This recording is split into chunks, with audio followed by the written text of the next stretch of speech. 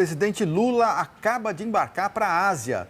Lula vai cumprir agendas na Índia e na Coreia do Sul, acompanhado de ministros e empresários. O objetivo da viagem é ampliar a parceria com outros países para reduzir a dependência da China, que é o nosso maior parceiro comercial.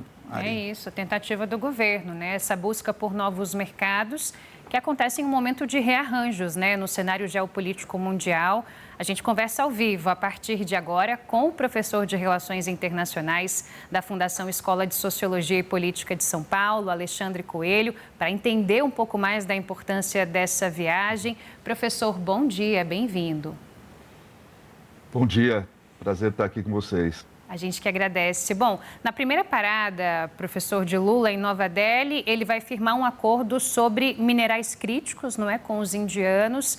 O Planalto disse que é um acordo ainda muito primordial ali, algo muito inicial, mas a gente sabe que esse é um tema muito sensível, né? Até porque o Brasil tem a segunda maior reserva mundial de terras raras. Isso tem sido objeto de desejo de países como os Estados Unidos.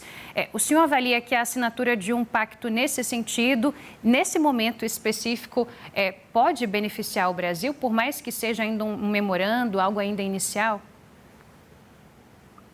Olha, entendo que sim. Em primeiro lugar, eu acho que é importante, começa, como você bem disse, logo na introdução do assunto, sobre a necessidade de diversificação de parceiros, principalmente na área de refino, né, de exploração e de detenção de tecnologias no que se refere a terras raras, minerais críticos, né? Como a gente sabe hoje, a China, ela detém o poder dela está justamente no refino, na tecnologia e no processamento das terras raras que ela possui também em grande quantidade, né? No caso de um acordo iniciando aí por um memorando entre Brasil e Índia, é quase que uma complementaridade clássica aqui, né? Em primeiro lugar, Brasil, ele tem uma segunda maior reserva, né, de terras raras e minerais críticos, como nós sabemos, e a Índia está investindo muito no refino químico, no processamento e na questão industrial dos minerais críticos e terras raras, além também de possuir uma grande reserva, por exemplo, de grafite, entre outros minerais, né? Então, de fato, é um acordo estratégico, é o início de tratativas importantes, é assim que começa e depois, com certeza, acredito eu, deve se prolongar ao longo dos anos em conversas bilaterais entre Índia e Brasil, mas aí já com o seu pessoal mais técnico, no sentido de desenvolver essa indústria que é a base para a indústria de inteligência artificial, né? Falando em inteligência artificial, Alexandre, é a primeira vez que o presidente Lula vai participar de um encontro sobre esse assunto. E a gente sabe que o Brasil e a Índia são os países que mais atraem hoje em dia investimento nos data centers, né? O que dá para a gente esperar desse encontro entre o Lula e o primeiro-ministro da Índia? Olha, em primeiro lugar, vai ter uma assinatura, de fato, de um memorando, entre outras conversas, né? É a primeira vez que um presidente brasileiro participa de um encontro de alto nível desse tipo, envolvendo inteligência artificial e tecnologias nesse padrão, né?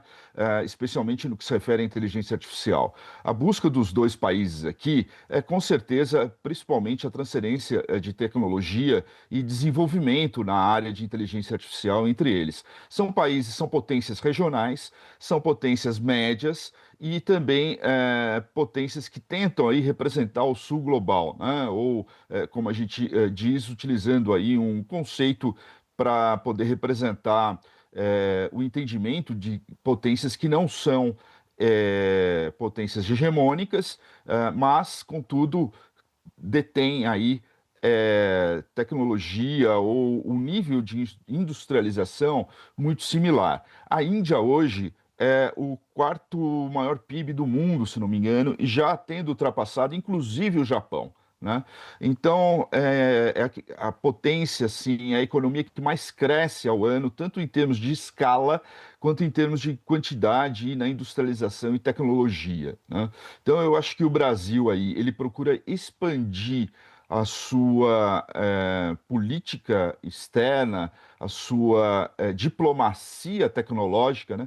Porque nesse encontro nós podemos até entender que há aí três tipos de variáveis que estão em jogo nessa viagem de Lula à Índia, por exemplo, envolve a Coreia do Sul também. Mas pensando na Índia, uma diplomacia de tecnologia, ou seja, quando participa de um evento de tamanha importância envolvendo a inteligência artificial lá em Nova Delhi, né? Em segundo lugar, é uma diplomacia também política, em que o presidente vai conversar com Narendra não só sobre questões de tecnologia, mas também sobre o Conselho de Segurança, a questão de Gaza, ou seja, é também uma diplomacia política, é um encontro político. E, em terceiro lugar, é importante ressaltar também que é um encontro de Estado. Haverá uma visita de Estado aqui, em que o presidente Lula vai se encontrar com o presidente indiana, que no caso representa o Estado. A gente tem que lembrar que no caso da Índia um sistema também parlamentarista muito parecido com o Reino Unido, entre outros países que utilizam esse sistema. Inclusive, por exemplo, a França, ou seja, nós temos um representante de Estado e temos um representante de governo. Quem governa e quem tem o poder de fato é o Narendra Modi, e quem representa o Estado de forma simbólica é a presidente da Índia. E esse encontro de visita de Estado que vai ocorrer, se não me engano, depois do dia 20, a partir do dia 20, aliás, é importante do ponto de vista simbólico para ressaltar aqui a parceria entre Brasil e Índia, principalmente no que se refere, como vocês já bem colocaram, uma diversificação de parcerias tecnológicas e comerciais que saem um pouco do eixo Estados Unidos e China, né? Estados Unidos, China e Europa. Mas eu queria explorar um pouco mais desse ponto, né? Porque o Palácio do Planalto espera que no final dessa viagem aí, especialmente dessa Índia, não é, os dois países soltem uma nota conjunta, trazendo justamente esses temas aí que o senhor pincelou, a situação em Gaza, o Conselho de Paz do Trump, as mudanças no Conselho de Segurança da ONU tão defendidas pelo Brasil e por outros países emergentes. Então, o que a gente pode, na sua avaliação, esperar dessa manifestação conjunta dos dois países? O senhor avalia que ela exerce algum tipo de impacto global e pode exercer algum impacto, por exemplo, na relação do Brasil com os Estados Unidos? A gente bate muito na tecla, não é, dessa relação com a Casa Branca, porque a gente viu aí todos os prejuízos que foram trazidos com o tarifaço e como o governo tentou, de alguma forma, usar isso e vai continuar usando, não é, ao longo desse ano. Vai ser tema de campanha soberania e tudo mais. Então, exerce impacto uma declaração conjunta dos dois países nesse sentido e pode também ali alcançar e mexer na relação do Brasil com os Estados Unidos? Pode, de fato, mas muito depende, obviamente, do conteúdo dessa declaração conjunta. Se for o que nós, enfim, em tese, estamos imaginando, que é uma declaração de apoio mútuo no que se refere a uma nova posição lá no Conselho de Segurança da ONU, ou seja, maior participação dos países, das potências médias e regionais, a gente tem de lembrar que tanto Índia quanto Brasil disputam uma posição permanente no Conselho de Segurança.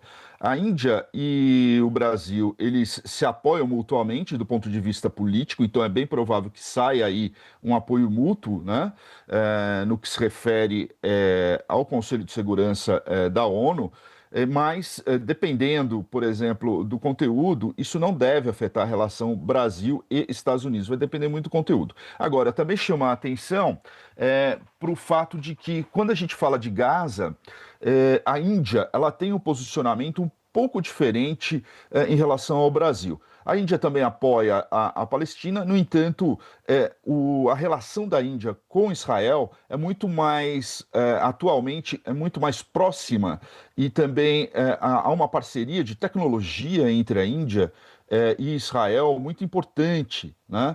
Diferentemente do Brasil, que procura manter uma distância atualmente mais distante, ou seja, manter uma maior distância diplomática e política com Israel. O Brasil tem sido mais vocal nas suas críticas com relação a Israel, diferentemente da Índia, porque a Índia tem acordos aí importantes envolvendo Índia e Israel, não que o Brasil não tenha, mas a Índia está num novo posicionamento, tentando se integrar mais com Israel do ponto de vista de tecnologia, né?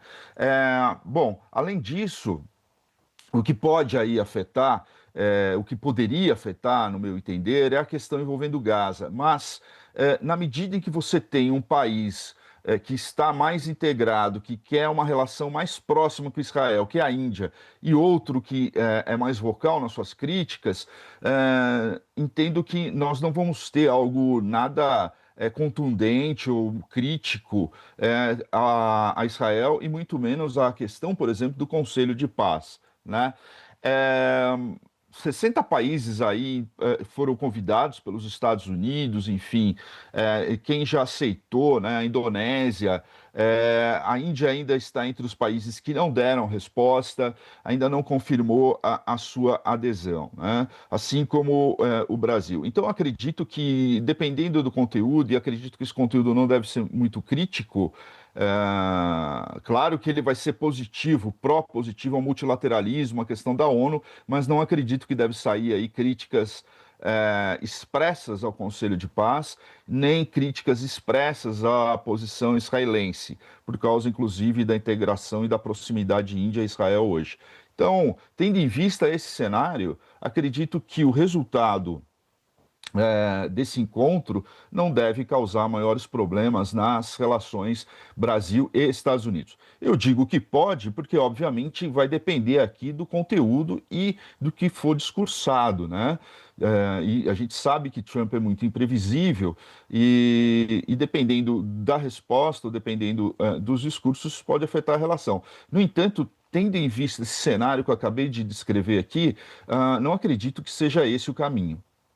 Alexandre, a economia indiana é disputadíssima hoje no mundo inteiro, né? Porque é um país com a maior população do mundo, né? E é uma economia ainda muito fechada, né? Então todo mundo quer fazer negócio, quer fazer parceria. Mas eu queria que você comentasse, o presidente Lula vai depois para a Coreia do Sul.